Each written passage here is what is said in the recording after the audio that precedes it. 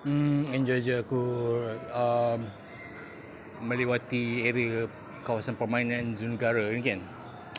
Zoo Negara yang real lah. Tapi aku tengok dia punya apa nama, riding position semua clockwise kan. Clockwise ni dia Titan lah kan.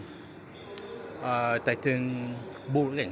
Itu basic konsep lah. Kalau kau tak reti buka apa, tak reti nak screw bolt, lepas tu kau tak reti nak unbolt screw tu kan, anti clockwise kan, memang kau ada masalah sakit otak kan. Lepas tu kau tengok ada source of power kat sini kan.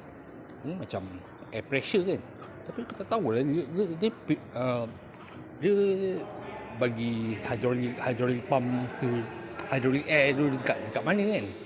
So aku tengok kat area situ macam kuat lah dia guna apa nama, tenaga nasional berhad tu supply power kat sini kan. Level ni tau kan, level lain aku tak tahu lah kan, tu aku jalan tu kan.